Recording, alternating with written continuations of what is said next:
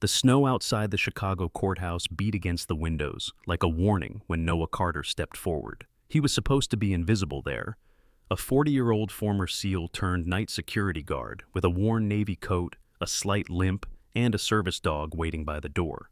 But when the judge asked whether Grace Whitfield had anyone left to defend her, the lawyer's already gone, the camera's already turning away. Noah felt something tighten in his chest. I will stand for her. The words slipped out before he could stop them, steady, gentle, and heavier than the room expected. Grace lifted her head, the exhaustion in her blue eyes giving way to disbelief.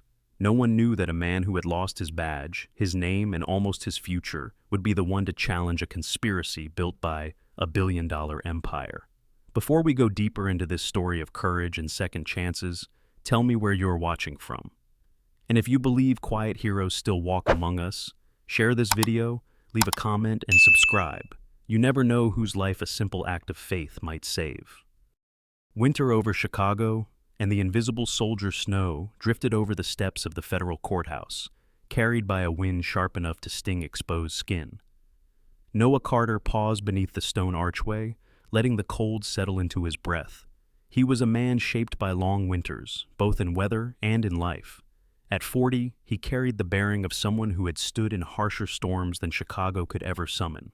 His frame was tall and broad-shouldered, the build of a Navy SEAL who had once run through sand with 70 pounds of gear, though a faint stiffness in his left knee betrayed an old battlefield injury. His face bore the edges of everything he had lived through, a strong jaw peppered with 2-day stubble, a light scar skimming one cheekbone, and eyes the steady brown of river stones, calm until something threatened what he cared about. His hair was dark blonde, turning prematurely gray near the temples, the color of steel cooling after flame. Beside him moved Ranger, a 5-year-old German shepherd, with a black saddle coat fading to warm tan along his legs. Ranger walked like a soldier himself, head lifted, ears alert, muscles taut under his harness stamped with white letters. Service dog, do not pet. He was disciplined, loyal, and painfully intelligent. Like Noah, he had seen things that never left a creature unchanged. He had once served in detection and protection on overseas missions and now served Noah as an anchor, catching shifts in Noah's breathing, the tension in his hands, the weight he sometimes carried without speaking. Noah adjusted the navy blue winter jacket wrapped across his broad frame, his breath a faint cloud. Underneath, he wore a red and black flannel shirt, jeans worn pale at the seams, and boots darkened by years of work rather than fashion. A laminated badge hung against his chest, almost too simple for a man who had once held military clearance. Security staff. He made his rounds quietly, passing lawyers in tailored coats and reporters brisk with purpose. None paid him much mind. That suited him. He had lived 8 years in the background of this courthouse, learning how to be invisible. Once he had been a military attorney with a fierce reputation for protecting whistleblowers. Then the fabricated scandal hit, orchestrated by powerful executives he had dared to challenge. Evidence vanished, witnesses recanted, and his name became a stain no firm would touch. He did not crumble, but he stepped back. A soldier rebuilt from the edges inward, Ranger had stayed with him the whole time, guiding him through the nights when failure felt heavier than the knee that ached every winter. On the 10th floor of the courthouse, where the marble echoed under hurried footsteps, a different storm was forming. Grace Whitfield, founder of Whitfield Quantum Industries, walked through the security doors with a posture as composed as glass, smooth, polished, and one hit away from shattering. Grace was 37, with the tall, lean build of someone who lived more in labs than in sunlight. Her long, dark hair, usually sleek and carefully kept, hung slightly looser today, brushing the collar of a pale cashmere coat dusted with snow. Her features were striking, high cheekbones, a sharp jaw softened by fatigue, and blue eyes hollowed from weeks of accusations. Reporters had once called her the woman who could change the future of clean energy. Now they called her a thief dressed in innovation. She passed Noah without seeing him. She had passed him many times this way, unaware of the soldier beneath the security uniform. She held her phone tightly, her gloved fingers trembling, as she listened again to the voicemail greeting of her legal team. The most expensive lawyers in Chicago, 6 of them, all missing since sunrise. Ranger's ears flicked. Noah followed the dog's gaze toward Grace's retreating figure. She looked like someone carrying a future too heavy for one person. He recognized that weight. Inside courtroom 7C, the benches overflowed with journalists, their lenses pointed like bayonets. Grace stepped to the defense table, her breaths shallow. 6 chairs waited beside her, all empty. Her heart thudded like it was trying to break free of her ribs. Her company, her life's work, the technology she had built alone in a cramped apartment overlooking Lake Michigan, everything was now on the line.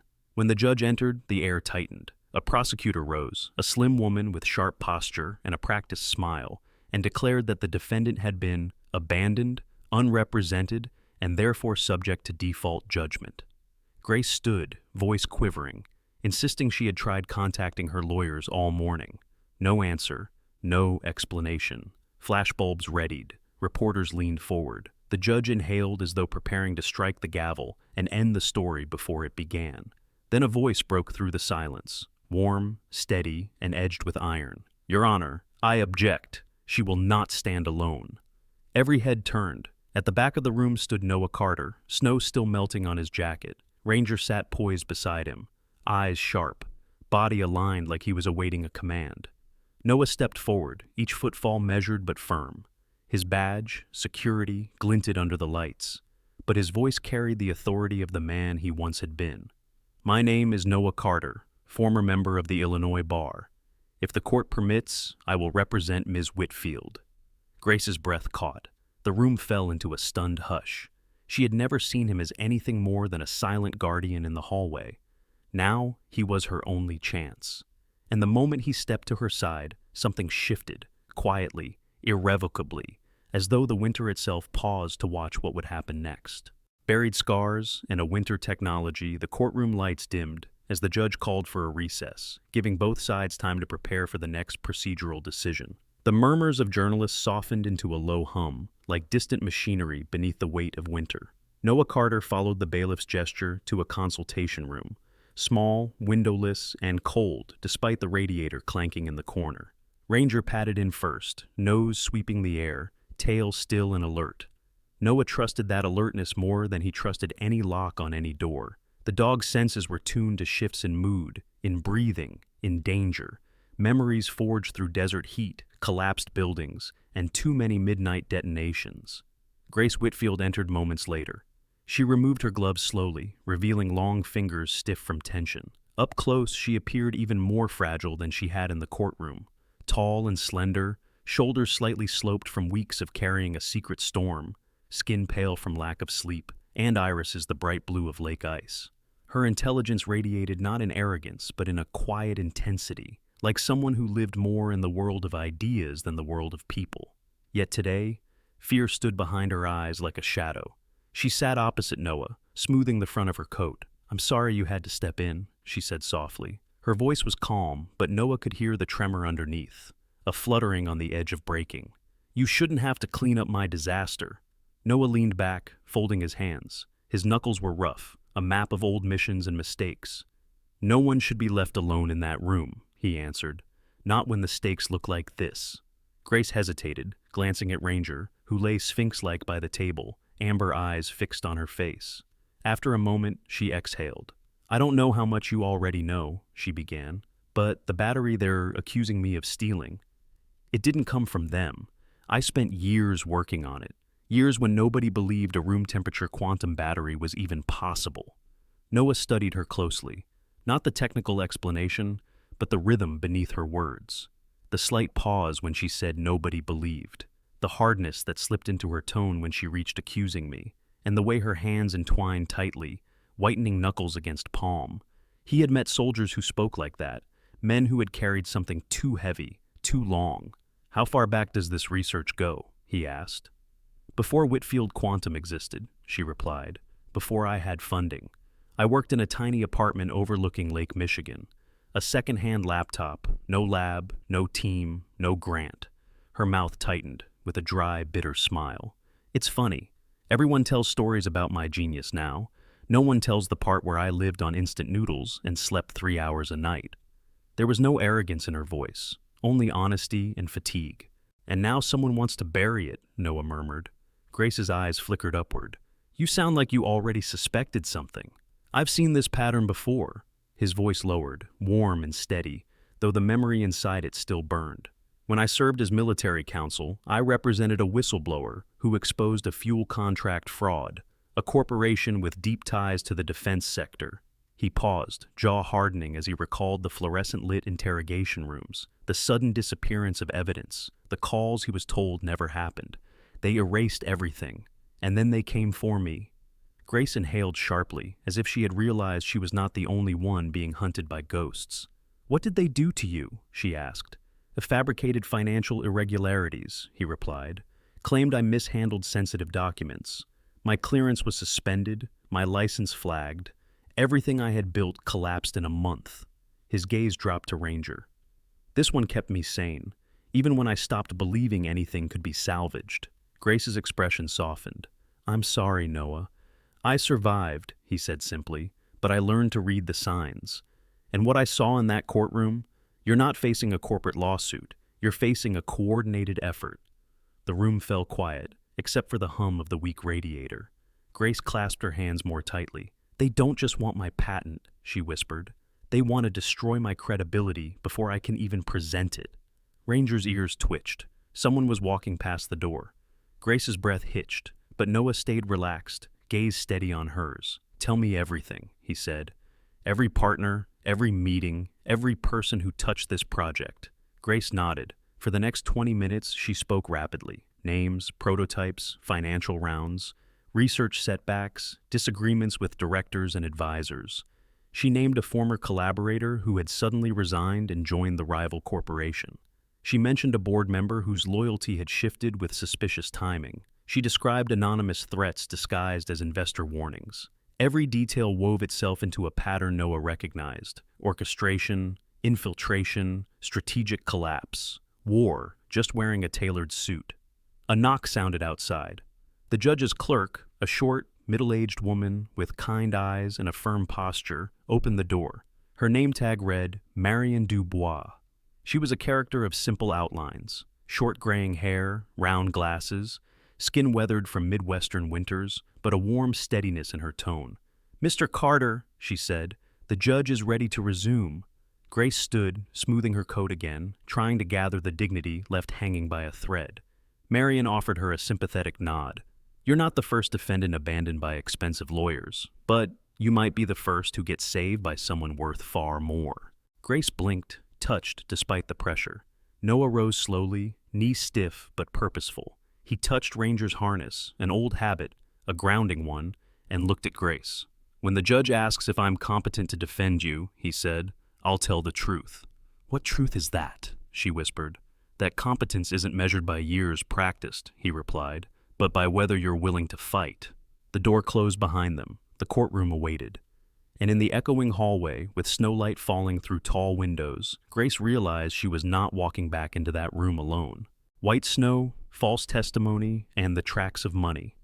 The wind from Lake Michigan battered the courthouse windows as the afternoon session resumed, rattling the old glass in its frames. Snow whirled outside like a curtain drawn over the city, soft and relentless. Inside courtroom 7C, tension collected like frost on metal. Noah Carter rose from his seat, resting one hand briefly on Ranger's harness before stepping into the well of the court. His gait carried the familiar uneven rhythm, steady on the right leg, slightly hesitant on the left, where the old injury tightened whenever cold seeped deep into the bone. Ranger settled under the defense table, a silent sentinel whose ears pricked with every shift in tone, every tremor in the witness's breath. The prosecution's star witness sat on the stand, Dr. Leonard Hale, a man polished to an almost gleaming smoothness. He was in his mid-50s, tall and trim, with silver hair combed precisely, as if even winter wind would not dare muss it.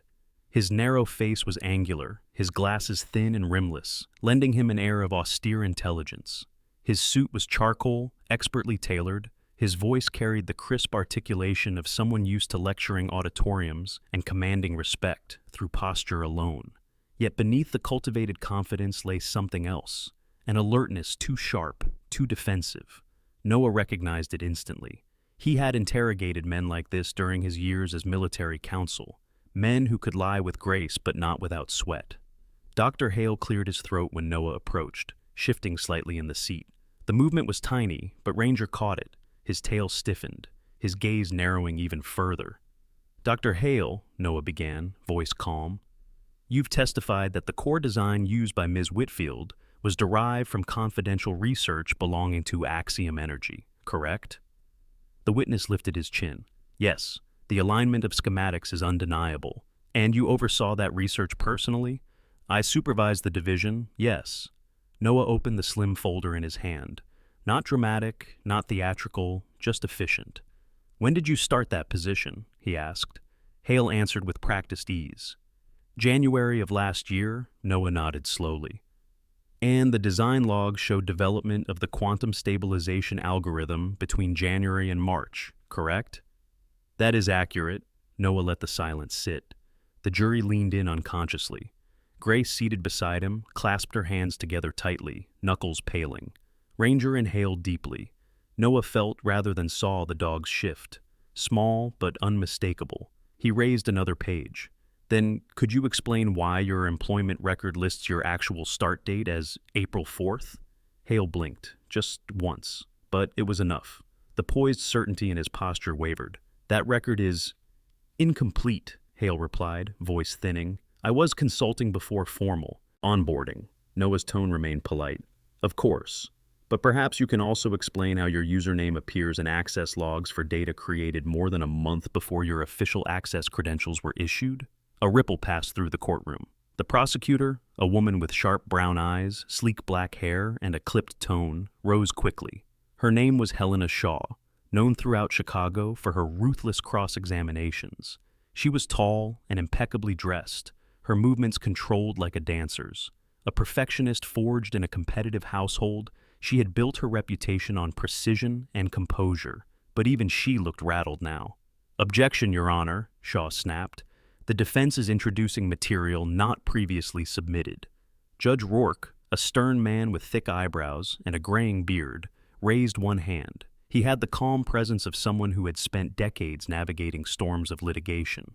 His skin was weathered, but his dark eyes were sharp, seeing too much to be easily swayed.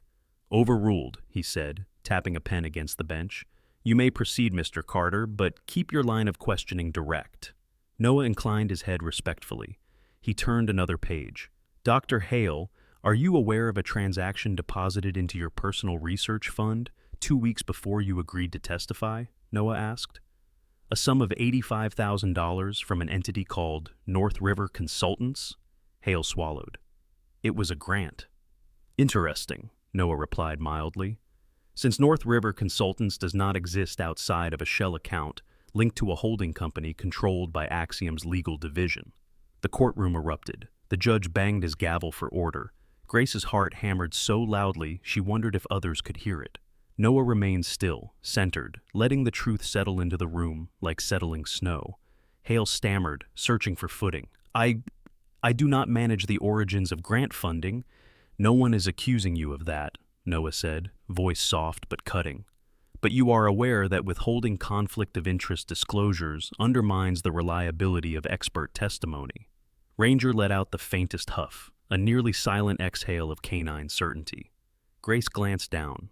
The dog's eyes were fixed on Hale, unblinking.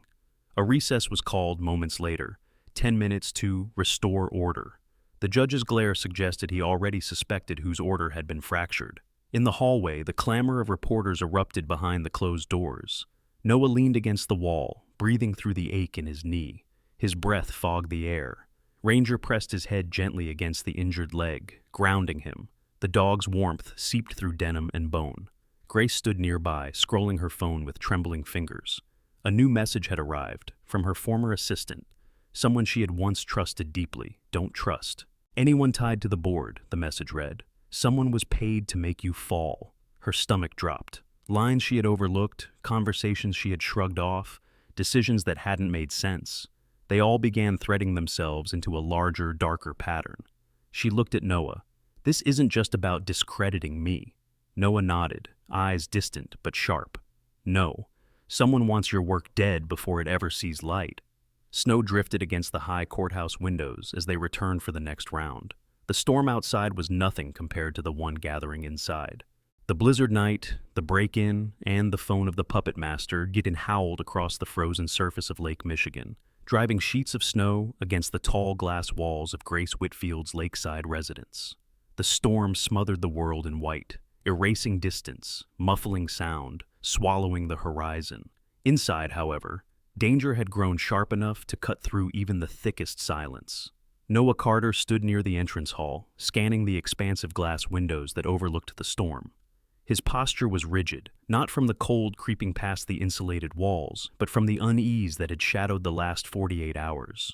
Ranger lay by his feet, alert, ears rotating like antennae picking up signals no human could hear. Grace's voice echoed from the living area. "Nothing?" she asked, stepping closer. She wore a cream wool sweater over dark trousers, her hair pulled into a low, messy bun. In the warm lighting, her features looked softer than they had in court, still tired, still tense, but with a fragile hint of safety she had not felt in weeks. "Nothing obvious," Noah said, "but that's not what worries me." Grace paused. "The apartment break-in?" "It wasn't a robbery," he replied. "It was a message, and message jobs always mean escalation." Ranger rose, padding to the kitchen doorway. He paused there, nose twitching, then circled the refrigerator, tail stiff. Grace gave a weak laugh. "He's been guarding that thing since we arrived." "Because he smells stress," Noah said. "And food, but mostly stress." Grace huffed an amused breath, a tiny sliver of normalcy in a world rapidly unraveling. The front door buzzed suddenly. The sound sliced through the quiet like a blade. Ranger growled, low, rumbling, instinctive. Grace startled, taking a step back. Noah gestured for her to remain behind him. His hand hovered near the holster he still carried, a weapon he was licensed to possess even after his legal downfall. He checked the monitor. A woman stood there, snow clinging to her coat, hair wild from the wind. She hugged herself as though her bones were shaking. It was Laura Hughes. Grace's breath caught. Laura had once been her right hand, competent, calm, warm-hearted. She was in her early 40s, with light brown skin and curly dark hair that framed her round face. Her soft hazel eyes used to radiate patience and kindness. Tonight they brimmed with terror. She was shorter than Grace, sturdier in build, with a posture that once conveyed quiet reliability. But now she looked like someone who had run miles through nightmares. "Let her in," Grace whispered. Noah opened the door cautiously. Laura stumbled inside, clutching a phone so tightly her knuckles blanched. Her coat was soaked, boots caked with ice, and her breathing uneven. Laura choked on her words. "Grace, I'm sorry. I had nowhere else to go." Grace wrapped an arm around her. "You're freezing. Sit down." But Laura shook her head violently. "No time. You need to hear this." Noah motioned them toward the private office, a glass-walled room overlooking the frozen lake. Ranger followed, posture tense. When Laura finally spoke, the words poured out in jagged pieces. "I did it," she whispered. "I sabotaged your files. I altered the timestamps. I leaked internal drafts to Axiom." Grace stiffened, breath shallow, but her voice, though strained, remained steady. "Why, Laura?" Laura's shoulders crumpled. "Because Victor Kane forced me." The name hit the room like a gunshot. Victor Kane, CEO of Axiom Energy, a man in his late 50s, tall and broad-shouldered, with graying black hair and a jaw cut from stone, known for his ruthlessness and ambition. His eyes were cold steel, his handshake a vice. Stories circulated that he had built Axiom through aggressive acquisitions, though no one dared define aggression. He was the kind of man who never forgot a slight and never forgave a threat to his empire. "He knows about my past," Laura whispered, tears streaking her cheeks. "Before I worked for you, I made a financial mistake, an accounting error that looked like embezzlement even though I paid it back. He found the documents and threatened to expose me. He said if I didn't help him, I'd lose everything, my career, my freedom." Grace felt her heart sink, not with anger, but with a bone-deep sadness. "What's on that phone?" Noah asked.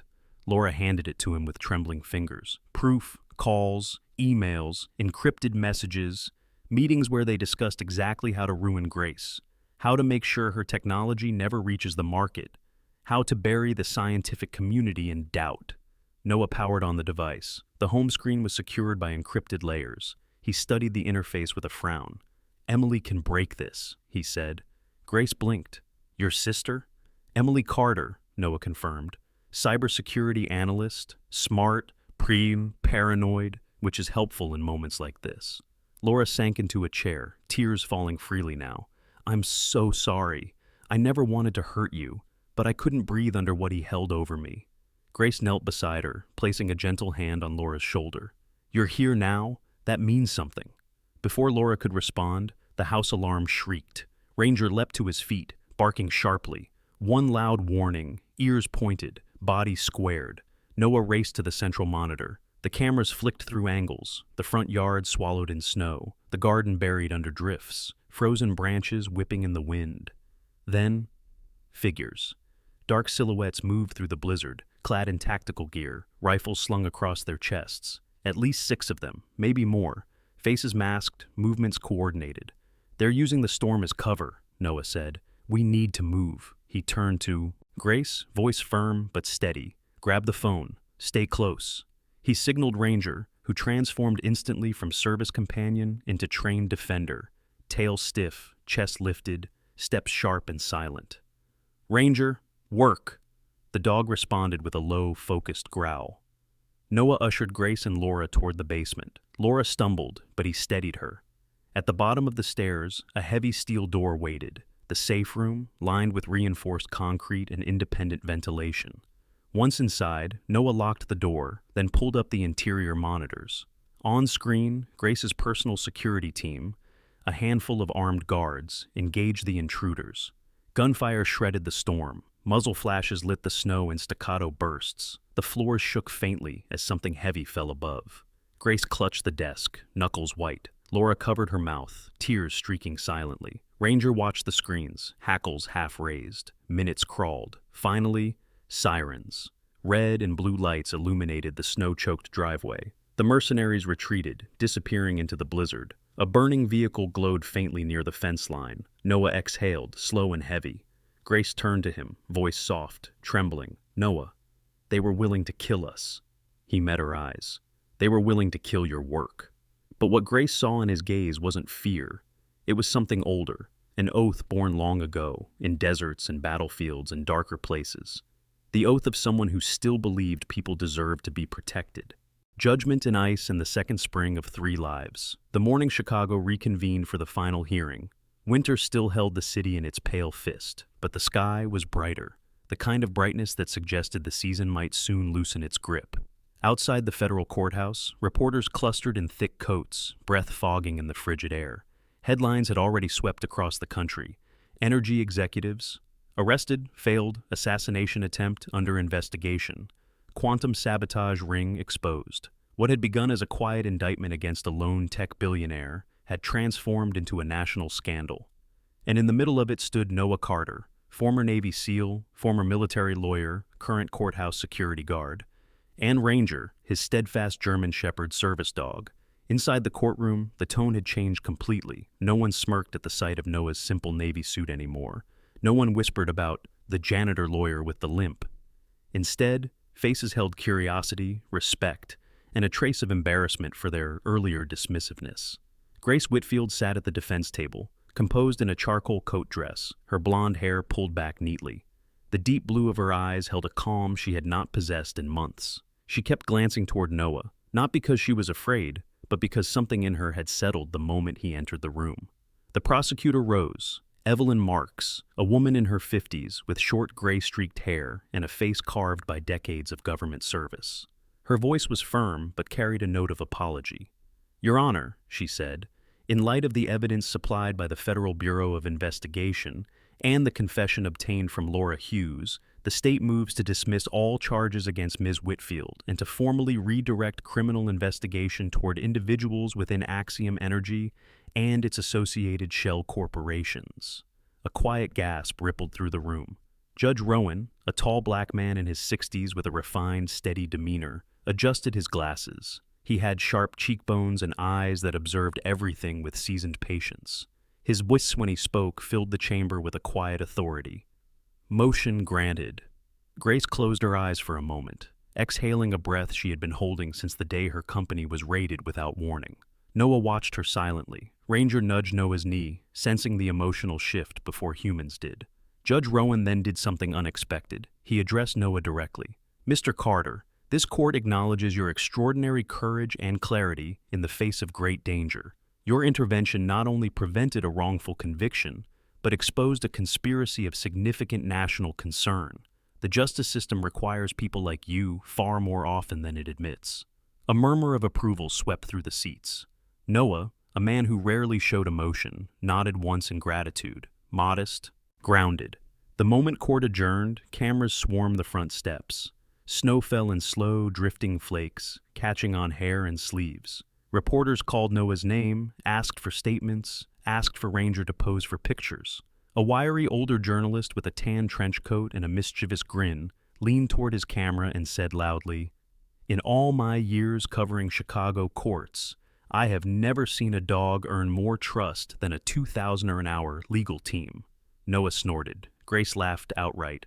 Ranger sat proudly, tail sweeping the snow, completely ignoring the "do not pet" label as dozens begged for a chance to ruffle his fur. But Noah stayed strict. Ranger was working, and Noah never bent rules when it came to the dog who had once saved his life. 3 months later, the winter finally began to thaw. A small brick building near the river underwent a transformation. New windows, new paint, a new brass sign mounted on the front. Carter and Whitfield, Veterans and Whistleblowers, Legal Defense Center.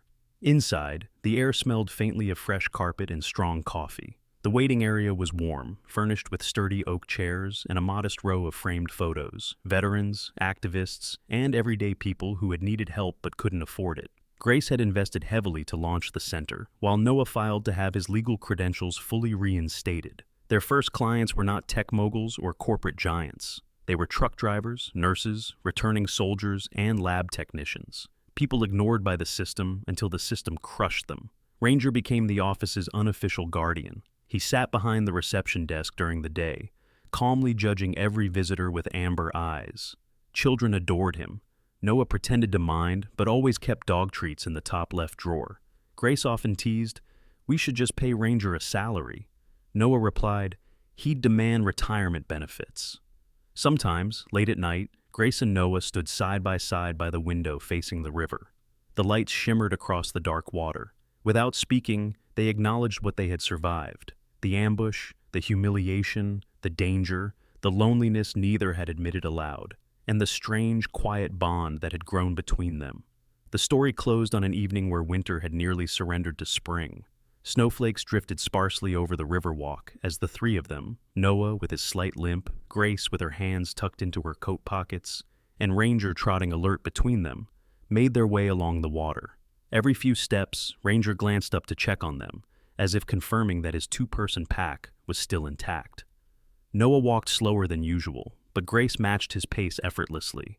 When their shoulders brushed, neither moved away. The world remained imperfect. Powerful enemies still existed. Justice still needed defenders. But for the first time in a long time, the three of them were not standing alone. Under falling snow, they stepped forward into a season that felt like rebirth, a second spring, earned together through grit, loyalty, and the quiet courage of a soldier and his dog who refused to walk away. Some stories remind us that the world can change in the quietest ways, sometimes through the courage of a soldier who thought his purpose was gone, sometimes through the steady loyalty of a dog who never questions why he protects, and sometimes through the strength of a woman who refuses to let darkness rewrite the truth she built with her own hands. But more than anything, stories like this remind us of something deeper. That grace does not always arrive with thunder. Often it comes in small steps. A door held open, a stranger who speaks up, a moment of courage found when hope feels thin. And for those who believe, these moments feel like gentle fingerprints from God. Not loud, not blazing, but guiding. A reminder that even in a winter that feels endless, there is always a path towards spring. A reminder that no one walks alone unless they choose to. So, as you close this chapter, may you carry one simple truth into your own everyday life. Even the smallest act of protection, the smallest act of mercy can become a miracle to someone who needs it.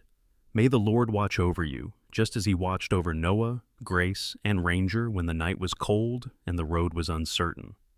If this story touched your heart, please share it with someone who might need hope today. Leave a comment, tell us where you are watching from, and join our community by subscribing. May God bless you and keep you safe wherever this day finds you.